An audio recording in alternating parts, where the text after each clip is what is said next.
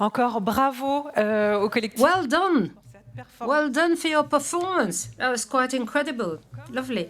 Vous l'avez confié. Now, as you said, this sequence is reflecting our period. I mean, our society could become a monster in the future because it's all going so quickly. Let's talk about this in a very specific field, that of fashion, as you can see. L'industrie textile. Now, the textile industry. Okay, we've gone from prêt-à-porter to, well, something you use only once and then you get rid of it. I mean, there's so many things at stake here, but so many solutions as well. So we've got a great panel here, and at the same time, we will have a fashion show going on. So we will have Kiki Boreel, who is an expert, who is a model, and who is an ambassador for climate matters, and Louise Raskin and Fabien Berger, who will again improvise something for us. So, please, Tu me guides. floor is yours.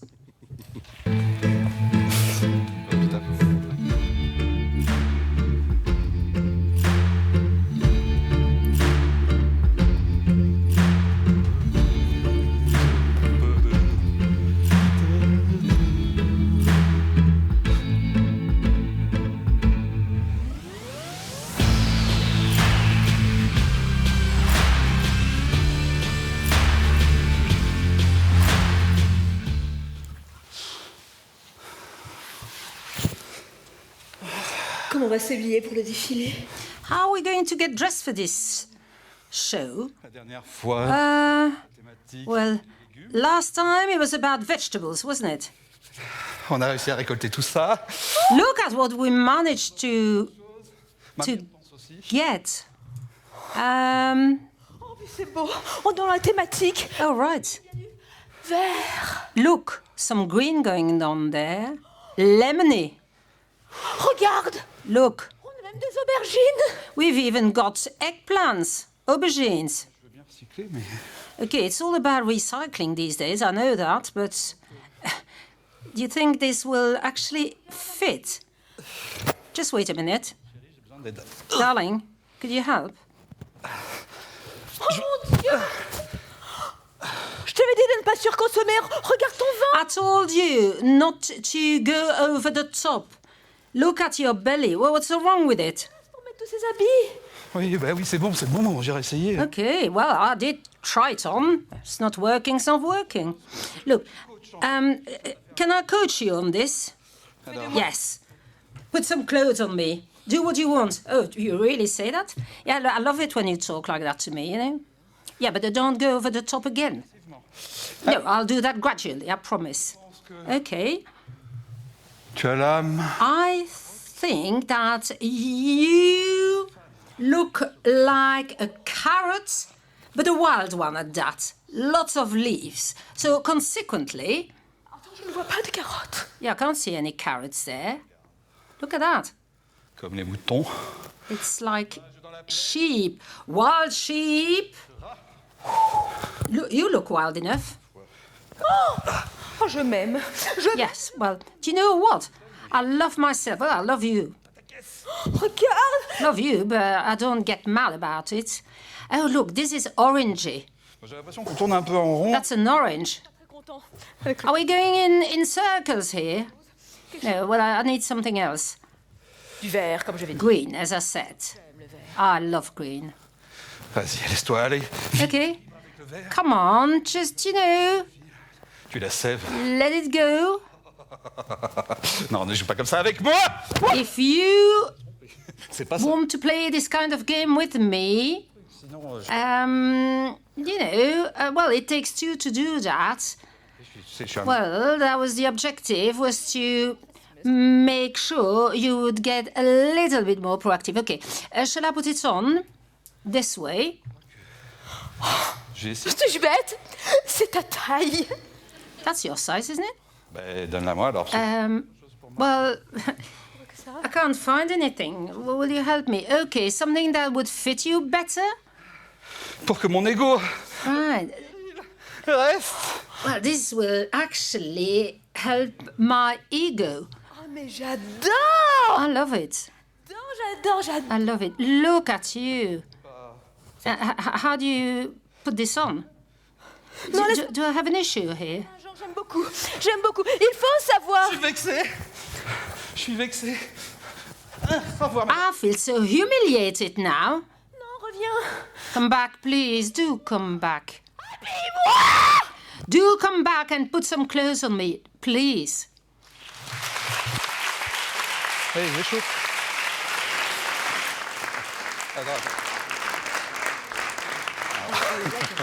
Is goed.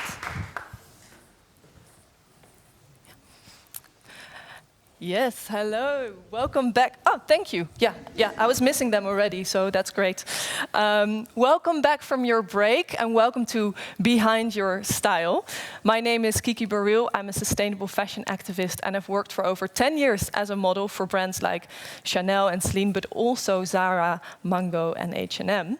And through that work, I've seen the dark side of the fashion industry, but I've also seen the creativity and the craftsmanship of people working towards a better fashion industry.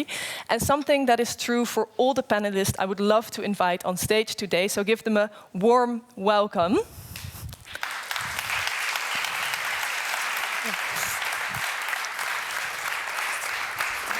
can all have a seat. Welcome. All have a seat there. Yeah, I'm sitting far from you, but I will be able to see you, and I can introduce you. Yeah, we're gonna. Yeah, maybe that's better. Yeah. Otherwise, I'm missing the lovely Elisabeth, who I'm gonna introduce first. Here we have Elisabeth Adams from Caritas Luxembourg, and Elisabeth is in charge of the Rethink Your Clothes campaign that questions the consumption patterns that we have today. And this campaign is run together with Joy Hellers, who's sitting on the other side. Joy is from Fairtrade Luxembourg, and Joy is working on promoting and developing Fairtrade Fairtrade cotton in Luxembourg.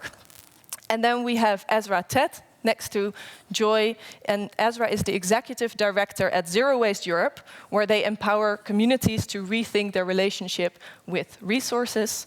And last but not least, we have Bert van Son. Bert is the founder of Mud Jeans, a certified B Corp, and the only circular jeans company in the world. So that's lovely.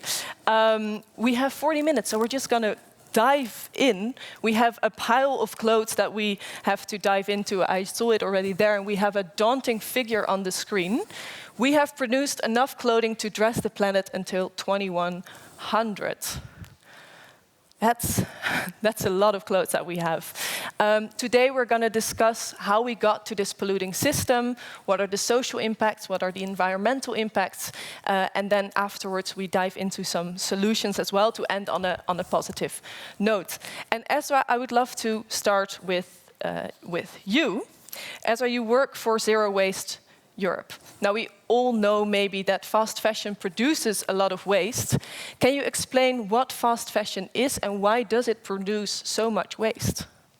Yes, so when we talk about fast fashion, be it us in general public or the industry or even the European Commission, we refer to a business model and an industry that is around designing, manufacturing and marketing mass production of often cheap, low quality clothes that are enabled thanks to a few things, including low labor rights recognition.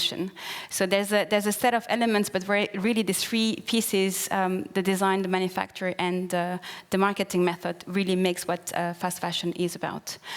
And about its wastefulness, so it's not only about the textile waste that is more visible and that we can see, and we had on the picture before. Fashion and fast fashion and ultra fast fashion, that I think we'll talk about later, is wasteful from the extraction of the raw materials until actually the dispose of the unused items anymore. So why it is so wasteful? And maybe before going into a lot of the fast fashion aspects, I'd like maybe to debunk a third myth. The issue is not only with fast fashion, it's with fashion. And I think the best thing that the big luxury brands they did is to put all the light on fast fashion brands. But I can give you examples of high-end brands like Burberry who are destroying their unsold goods because they don't want them to be discounted. And this for us will also fall into what should not be happening. Yeah. So its wastefulness comes from a few elements. Fast fashion has been very much, and fashion has been very much enabled thanks to access to very cheap fibers, synthetic fibers. We were commenting before that polyester, 60% today of our clothes are made of synthetic fibers. And polyester itself, it's 60 to 90% of that 60%. So essentially, a lot of percentage. numbers for you already. But just for you, remember that it has grown dramatically. Access to cheap fiber has really helped. Yeah. And from extraction of those materials that are from fossil fuel sources to the use and end use, the entire value chain is problematic. And here I talk only about waste, highlighting that there are social elements that are even more problematic.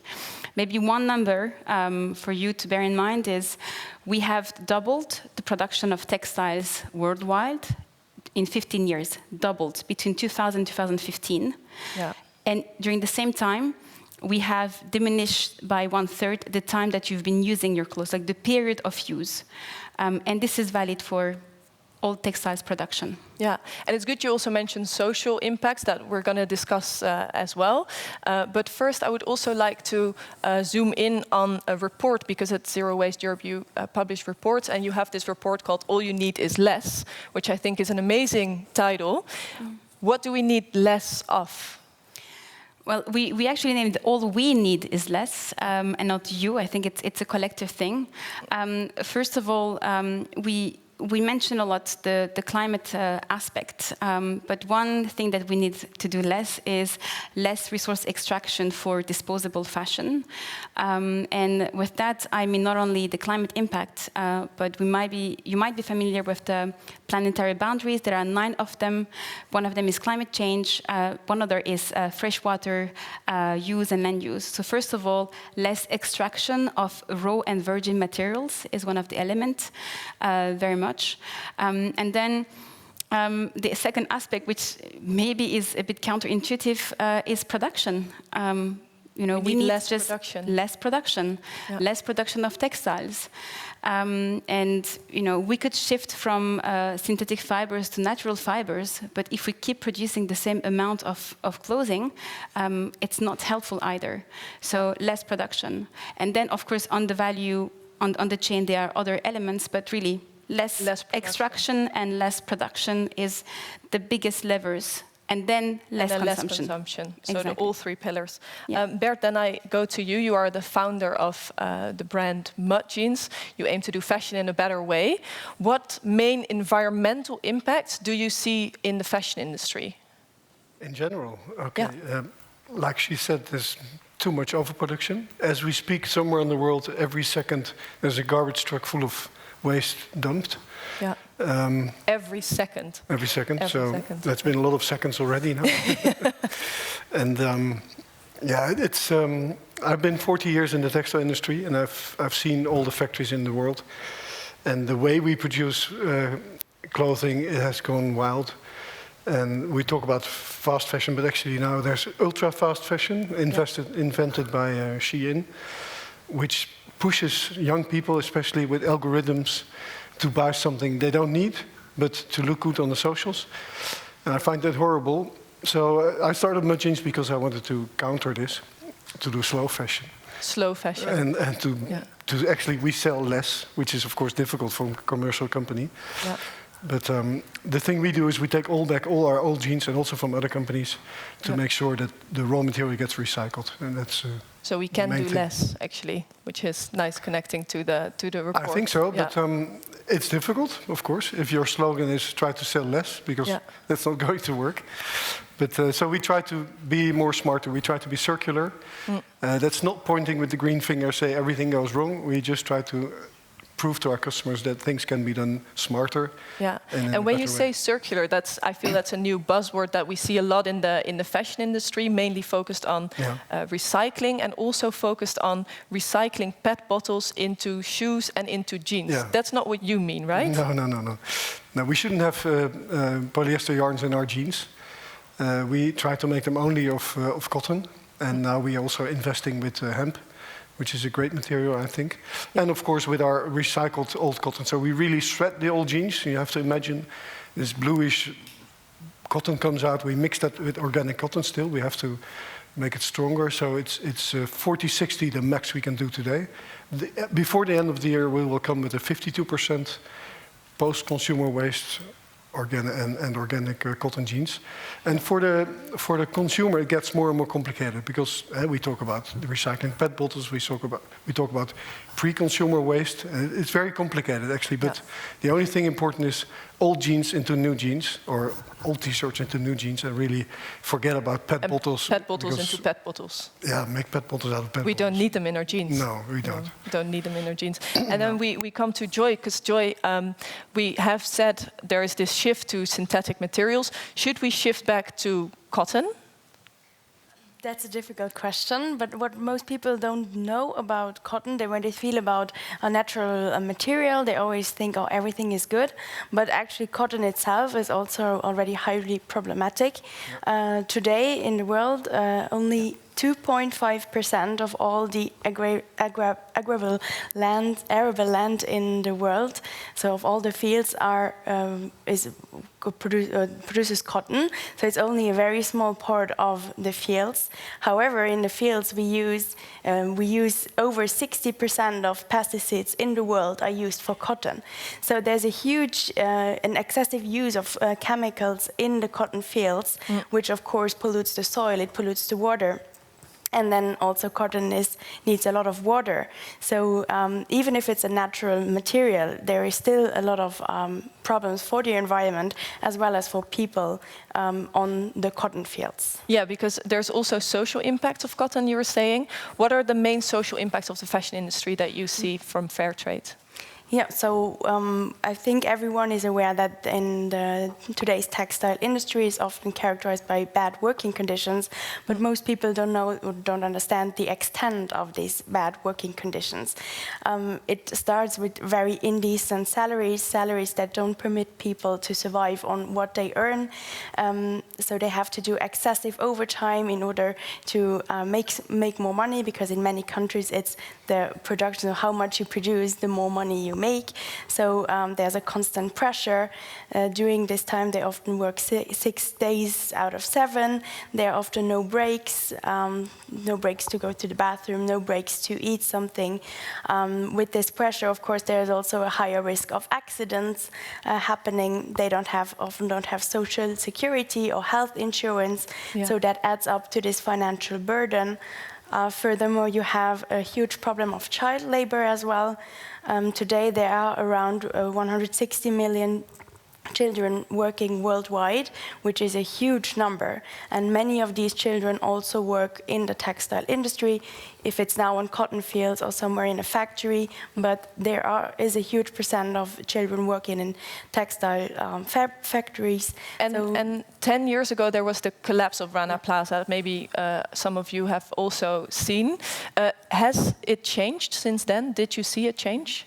So there have been some directives, and also, for example, the Accord on Fire and Building Safety have been signed. So there have been some improvements, especially in building safety. However, there are still regularly violations of human rights.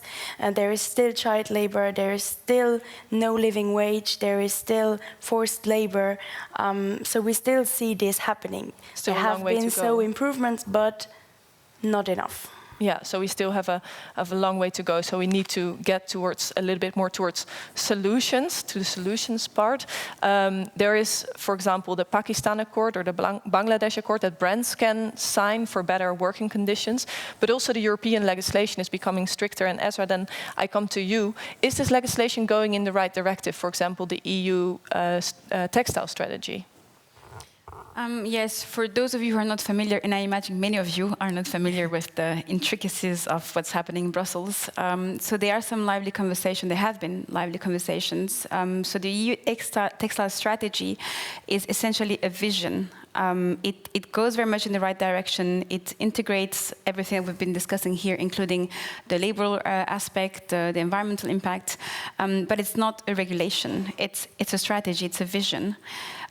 It does lack stricter elements on overproduction. So essentially today we focus a lot on circularity. And as Bert mentioned, it's a key element, but it's not enough. So even though we had all the textiles today being produced in the world being very, very circular, 100% circular, let's imagine an ideal world, we cannot just within the planetary boundaries keep producing the same amount. And the textile strategy in its vision doesn't push enough on this. And second, it does not really it's not constraining, it's not giving targets. It's essentially like your doctor telling you, oh, Kiki, you should be a bit more healthy, do some sport. Thank you. It's very different from telling you, Kiki, you should exercise twice a week and let's have a check 3 months from now. So what would be one target that you would say that needs to be in the legislation?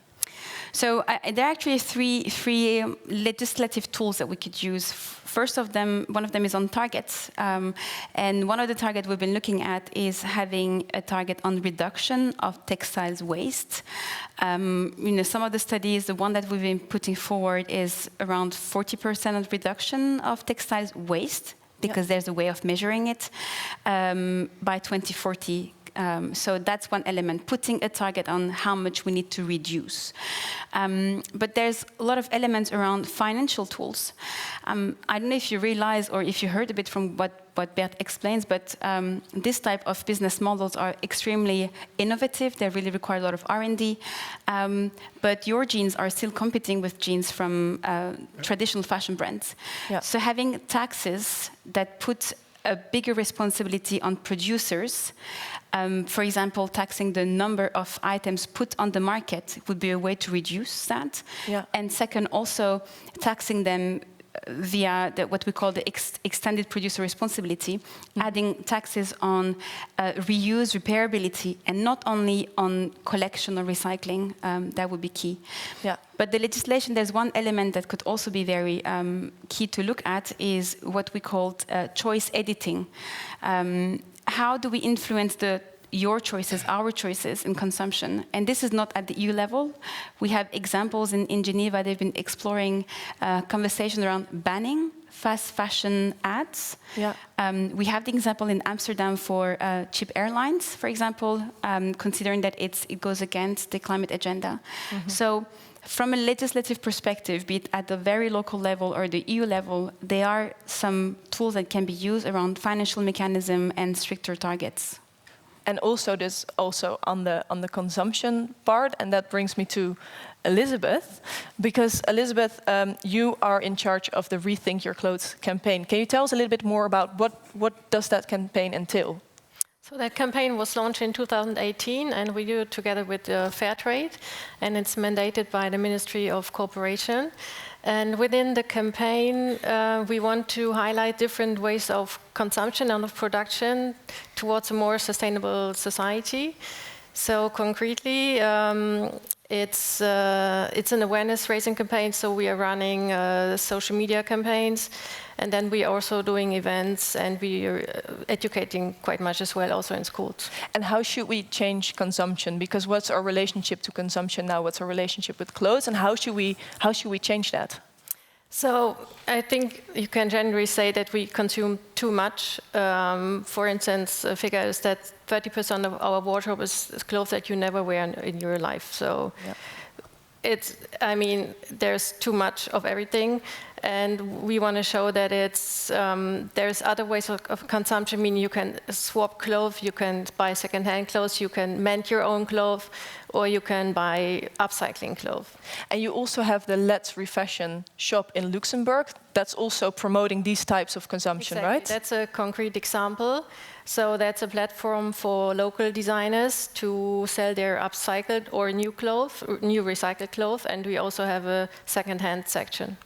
And can second-hand be fashionable?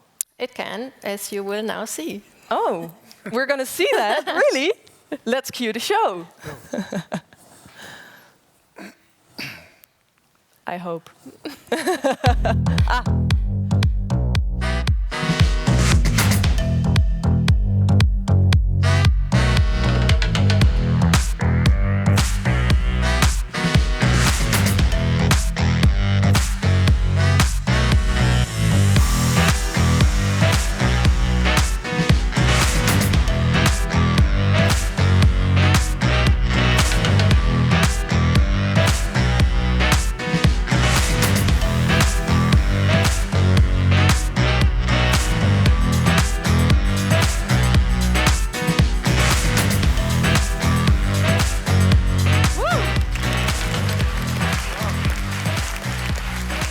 mean, that looks pretty good, I gotta say. I see from workwear to just day-to-day to, I mean, going out like that. That's wonderful. Elizabeth, maybe you can walk us through two of your favorite outfits. Yeah, let's start with Faye. And she's wearing an upcycled dress. It is made by a Syrian refugee, and he got a sewing machine from an NGO, and he trained to become a professional designer, and that's what it's one of his pieces. And what is upcycling? Upcycling means that you do new clothes out of old clothes. So this is actually supposed to be a furniture cover. A furniture cover? Yes. I mean, it looks better than my sofa. That's and really nice. This is also an upcycled jacket. It's made by a designer from Berlin. She's called Elisabeth. Actually, she's Belgian. She has a shop in Berlin and in Brussels. And this was formerly curtains. Curtains, okay. Wow, that looks amazing on you. Do you have a second outfit you would like to highlight? To show the evening dress here. That's a second-hand piece, and it was donated to us from former Princess Tessie of Nassau, from Luxembourg. And we are selling her second-hand clothes for the benefit of Caritas social grocery shops. And also look at the great shoes. They're actually original Louboutins, and she did a good job walking. Yeah, she did a really great job. I couldn't walk on those shoes, and I know I have to actually.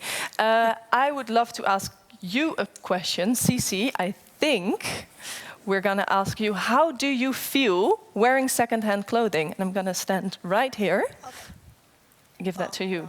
Yeah, well, actually, I feel really great, and I love these unique pieces. It's like I'm crafting my own fashion style with this uniqueness and across continents and even through decades. And plus, I know that I'm making a very positive impact on the environment and also society, as an individual especially. So therefore, I consider it as a very valuable and also meaningful impact, and also the habit that I deeply encourage everyone to embrace. And do you feel powerful in it? Oh, great, because I really share the taste with everyone. Yeah, that's really great. You can set your own style instead of following the latest trends. Exactly. I can share my own style with others, and I can share the style from the others, because my taste can change from the time the others as well. Perfect. Thank you so much. Thank you very much. A big applause for the models in the second-hand and upcycled clothing. Thank you.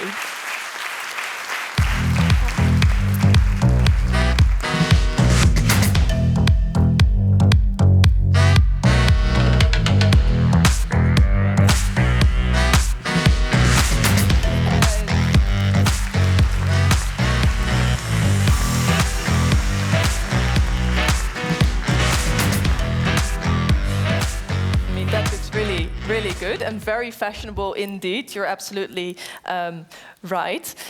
All the clothes we just saw were secondhand and upcycled. Yeah. Now, if I as a consumer no longer want my clothes and I want to extend the life, what should I do with it? So you have several options. Either you do a swap with your friends, that is to say you swap clothes. And you can also do that at our shop, for instance. We organize that quite often.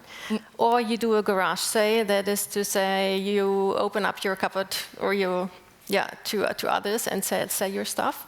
Or you give your clothes into a donation bin. However, there starts the tricky part, because often you don't know where that ends up. Yeah. However, when you give it to Caritas or Red Cross donation bins, it for sure stays in Luxembourg, and it is distributed to people in need. Or, for instance, to refugees. And it's important to keep it in Luxembourg? It is, for us, it's important. For instance, also what we are selling in our shop, the second-hand we are selling in the shop is only local second-hand. Yeah, yeah. And why it is important to stay in Luxembourg is because we can track where it goes. Whereas if you give it into another donation bin, you lose track at some point. And I don't know if you remember the big pile of clothes that you saw behind us, but sometimes it ends up there, right? Landfill in Africa, for instance, or in the sea. Yeah. What do you think can keep people from buying secondhand? I think it's because we have these prejudices about smelly secondhand shops, and I don't know, people think secondhand is dirty or is no longer in a good state. That probably used to be the case a few years ago, but this has really shifted, and secondhand shops are really becoming more selective. And also, as every piece of cloth you buy, you should wash it before you wear it. Yeah. And that's even more important with new clothes, because these contain lots of microplastics and also chemicals from the production process. So second-hand clothes are actually more hygienic than new clothes. Second-hand clothes are more hygienic than new clothes because there's a lot of chemicals and microplastics when you buy them new. Exactly. Yeah, yeah. So that's actually something a lot of people maybe don't know yet. Joy, you are also part of the Rethink Your Clothes campaign with Fairtrade. Why is that? With the campaign, we have the idea of consuming less and consuming better. So we try to raise awareness among the population that we should buy less. And if we buy something new, then we should buy something better. So buy something from like a company like Birds, or some clothes that have a certification, such as, for example, the Fairtrade label. And most people know Fairtrade probably from chocolate or bananas or coffee, but there exist also actually clothes made with the Fairtrade label. And I think they are behind you, are they? Yes, exactly. What a chance. So we brought a few, maybe I will show some. Please do. Examples, because often there is this idea that Fairtrade clothes are boring and it can only be a white t-shirt, for example. But we actually there are a lot of different clothes. We have, for example, even workwear, so Ville de Luxembourg, so the city center, they use a lot of clothes made out of Fairtrade cotton. Then you also have baby clothes, even, or children's clothes. We even have a designer in Luxembourg who makes wedding dresses out of Fairtrade cotton. And then we, of course, also have normal t-shirt streetwear. So it's just to show that Fairtrade clothes don't have to be boring. It can be everything, and you can have it from morning, you sleep in a pajama, you get up, you dress for work, and then afterwards in the evening you change again into streetwear. The whole day you can wear something fair. Yeah. And what is a fair industry? What does that mean? A fair industry is an industry where people are not exploited, where people get the money they deserve, they get money that permit them to survive, to live a decent life, where also the environment and the animals as well, the environment is not polluted, we respect nature and the people. So it's really this idea of creating clothes, because everyone loves clothes, let's be honest, and clothes is something nice, and it gives a good feeling if you know that my clothes have been made by respecting both human rights and the nature as well. And I think an important part of respecting human rights is also having to do with the wage, right? Yeah. So can you tell us a little bit more about what is a fair wage, what's a living wage, what's a minimal wage? Yes. Often in the textile industry you have this minimum salary. In Bangladesh, for example, this minimum salary for a textile worker is about 69 euros per month. And unions have calculated that in Bangladesh you need at least 207 euros a month to survive. So with this salary you are not able to survive, so that's why people have to do a lot of excessive overwork to compensate. So a living wage is a wage that permits you to survive on your salary without doing excessive overwork. That's really important to have this guarantee. And I think I saw also this week there was protest in Bangladesh from workers that were protesting for this wage to literally survive. Yeah, exactly. Yeah. Bert, I'm coming to you now, because on that same rack I also see some jeans that I think are not fair trade jeans, but they are mud jeans. Yeah. Well, it's the same. It's the same. Yeah, because I wanted to ask you, how does mud jeans? You already dived into it a little bit. How does mud jeans limit its impact on environment and people? And workers. Well, first of all, we don't try to go far away. So our recycling industry happens in Valencia in Spain. That's where we send all the old jeans and where they are recycled. So there the denim rolls of material come out and they go to Tunisia then. This sounds very far, but I can promise you in the textile industry that it's very close to home. Yeah. It's one day shipping from Tunis to Marseille. And it doesn't go from USA to China to Bangladesh to India and then back, but it's just... This is the whole journey we make. And in Tunisia we work with a factory that the owner of the factory calls himself that he makes noble jeans. The people are well treated. It's the first factory in the world that I've been seeing where people at 4 o'clock take their time and go home, bought by business from the factory. So that's taken care of. And we've interviewed all those people. We know them well. We go there every 3 months. So we know that things are done well. Besides that, we try to make sure that we don't use toxic material. The list is long. Everything we do, if you add on, it's a matter of price. Are you willing, as a producer, to pay that? So non-toxic indigo, organic cotton, recycled cotton, the yarns we stitch with are recycled, the buttons we use are recyclable of stainless steel. And please read our sustainability report. We can be ultra transparent about what we do. Which is very readable, by the way, because sometimes it's not, but this one is very readable. 78 pages, but it's really done in a way that it's attractive, I think. And ultra transparency is something very important for textile companies. Yeah. So, but we thought that that's not enough. It's not enough to only make sure that you produce well, that you treat the people well, that you don't do it too far away. But the thing is that we take back our old jeans. And that makes us even more special, I think. And that's also the road forward. So I, as a consumer, can give my old jeans back to you? Yeah, you can also lease a pair of jeans. That was 10 years ago. Very interesting thought with the sharing economy. Yeah. And make consumers think of, do you have to own something, or is the use of a product good enough? And that really set our name, because the press loved it. So it was all over the place. And as a small company, that helps, of course. Yeah. So we found something very attaching, very only for us, which makes our brand special. I'm making some publicity here. If you please visit our website. Honestly, we make a life cycle assessment for every jeans, so you can see what the impact is. We even measure loss of diversity. Everything is known. So if you don't know all that, you cannot say you are sustainable. You have to know what you're doing, and you also have to tell yourself, I want to do better next year. Yeah. That's also why we are B Corp. We're one of the higher scoring B Corps. It means that you want to say what you do today, measure it today, and also say, but this is just the beginning. We want to go there next year. And for us, that means, for instance, we've put our dot on the horizon to say we want to make jeans somewhere, sometime, out of 100% post-consumer waste. That means that Amsterdam will become our cotton supplier.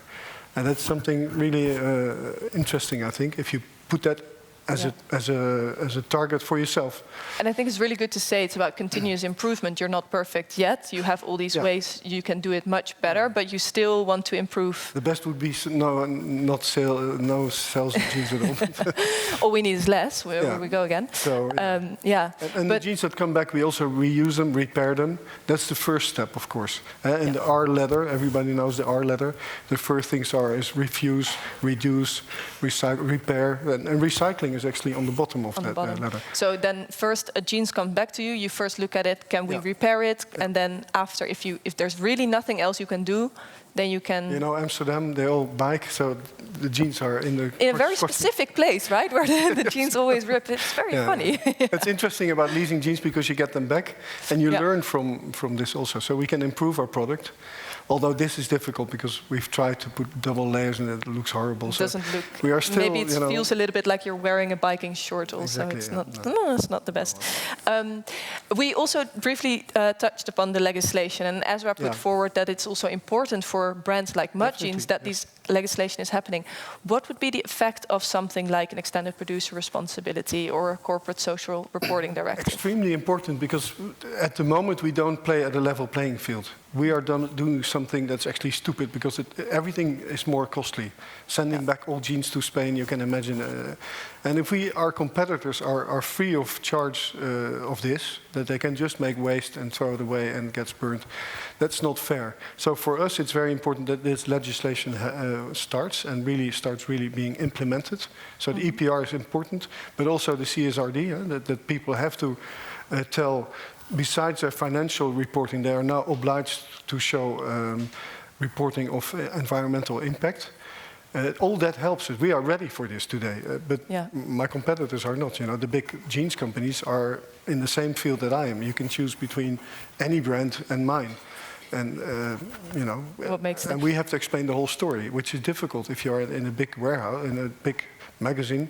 To compare our jeans with another, the only thing that counts then is the fit, the washing, how it looks, and everything. You know, and in the end, and the price, consumers maybe. And the price, exactly. And I heard someone say the polluting companies don't pay for the pollution they produce, and we have to pay for the environmental steps that we take, or we don't get paid for the environmental services that we. If you take the VAT, for instance, which I think is a mind-blowing thing.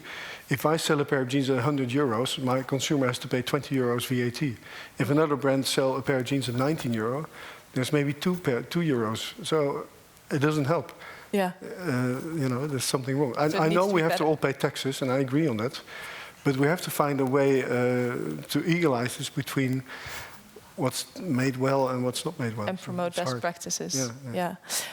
Looking at the time, we do have to start wrapping up a little bit, but I do want to give each and every one of you still something to say, and I have a question for you. But first, there is still a lot to be done in the fashion industry, and luckily we have amazing initiatives and companies working towards making it better.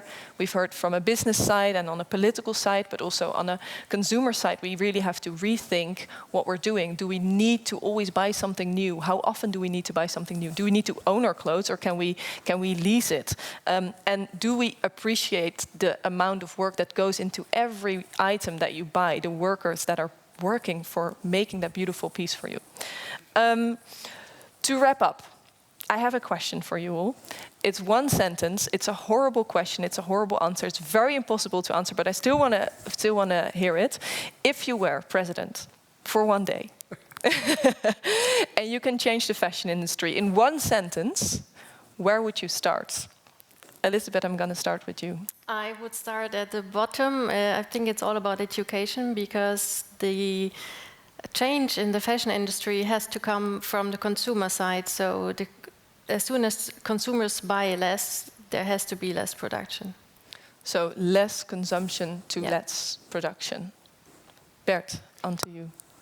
We need all three. We need governmental impact, we need consumers to start thinking again, and we need producers who live up the promise and make products that are well made, so actually, properly made. All three we go. Yeah, we need the three parties to join. Esra, on to you. Yes, +1. I was hoping you were going to say all we need is less, but I mean... I can even sing it for you. We did before we sang. Very much inspired by the Beatles, this title. I think I will find a way to make visible what goes into each and one clothes in terms of resources and labor, so that you can really see the environmental and label footprint of that pair of jeans or socks that you're wearing and disposing of, or that is staying in your wardrobe, that you can visualize this. And do you think that the digital product passport that is coming up might be a step towards that? Like we say in Brussels, it's a good step in the right direction, but it's not enough. Okay, lovely. Joy, I go to you.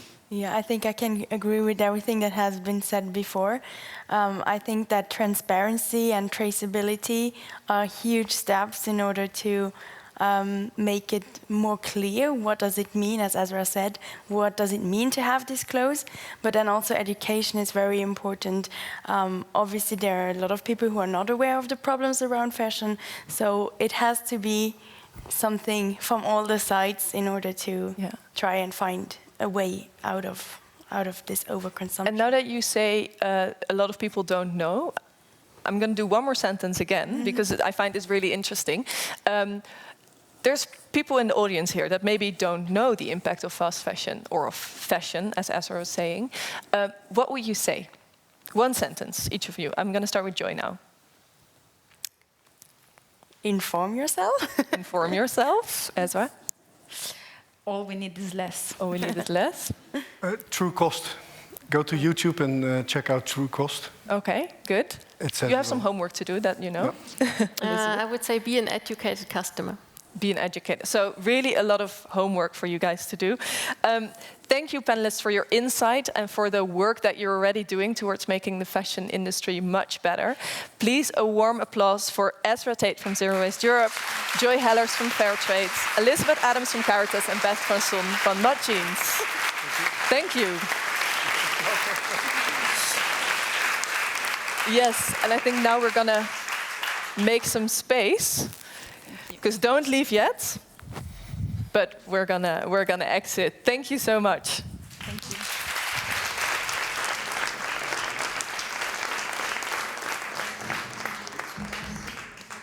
Merci à tous ces intervenants. Alors l'occasion est trop bonne. Thank you very much to du moment, voilà. all our speakers. I have a little present for you. Here it is. On a parlé beaucoup action. So we talked about acting during this panel, and I just wanted to say something about what we have launched for IMS. We have decided to launch a huge clothing collection collect in Luxembourg. So we are asking all the companies in our network to participate, to collect as many clothing pieces as they can during the month of November. So we need, of course, clothes that are clean and in a good state. So the idea is to have a safe place where people can bring them. And then we have NGO associated to this action, and they will take care of the rest. So Caritas and the Red Cross in Luxembourg have worked together in order to organize this collect. So do not hesitate to participate, and if you need more information, if you have any questions, you can ask us to have the answers that you need. So Charlène, we are now going... We talked about water, we talked about the clothing industry. We talked about a little bit about cotton, and it is a very big subject, isn't it? Yes, it is a very big subject, because 70% of textile production is dedicated to cotton, and cotton asks for 10,000 liters of water for 1 kilogram of cotton.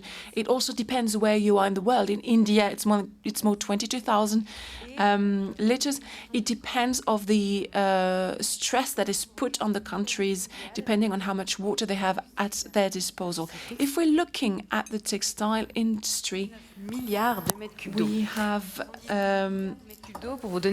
in the world at the moment about 79 billion liters of water that we use every year to produce textile materials. That's about 79,000 times the Lake of Annecy in France. And the worst part of it is that we also use 200,000 tons of pesticides a year, and that's a huge chunk of the global consumption of pesticides in the world. So 20% of the water consumption in the world is for producing textile. So this has a huge impact on our planet. And of course, we have a problem of quantity and a problem of quality of water when it comes to this. And I'm just going to shed light on something that we didn't talk about so far. This is the carbon footprint or the water footprint of a t-shirt or a pair of jeans, because we can quantify the water that is used for its production, or the carbon dioxide that is emitted for its production, but we do not quantify the cost of transportation, the cost of energy and water for the transportation of this product. Of course, the impact on the water energy for transportation is quite a lot. And you also talked about the Aral Sea. Can you tell us more about this? Well, it's a closed sea. It's almost like a lake, because it is Elle est alimentée par le fleuve. is a sea, so it's salted water that is closed, it is within the land, and this sea was getting its water by a river that today doesn't flow as much. So in the 1960s, it was about 50 square meters 10 km3 par an per year d'Aral a disparu sur of water flow. Nowadays, it's only 10 square meters of water. So ont dû quitter la région. It has a huge impact on the area because the sea is getting smaller and smaller. Industries have perished because of the lack of water. There are no fishermen anymore. So a few things have been. A few measures have been implemented in order to stop this process, but it still has a lot of negative impact. Voilà. Donc, and this comes from, along this river, a lot of textile materials are being cultivated, like cotton, in Uzbekistan, for instance. So all of us, we are all wearing a piece of the Aral Sea on us. So the models have to be changed, I believe. It's very bad for the environment, as we have demonstrated. But then we would like to talk about solutions, of course. What are the solutions that we can take into account when it comes to water consumption in the textile industry? A few solutions have been talked about in this conference. So, of course, the slow fashion is a way to slow down our consumption of clothes, of textile. Recycling. And also, not only recycling our clothes, but also recycling the water. So all the water that is used for the production of clothing, for the production of the energy that we need to produce the clothes, this can be reused, this can be recycled, and we need some engineering solutions for that in order to use as little water as possible, from cultivating plants to bringing our clothes in our homes. So recycling, slowing down the process. Thank you very much. Thank you very much, Charlène, for these answers. We are now going to go to the third part of our conference, Behind Your Food. We are going to taste some very, very surprising foods from an excellent chef. And we will also talk about zero waste cooking, zero waste food. We are now going to give the floor to Nancy, and she will have the terrible task to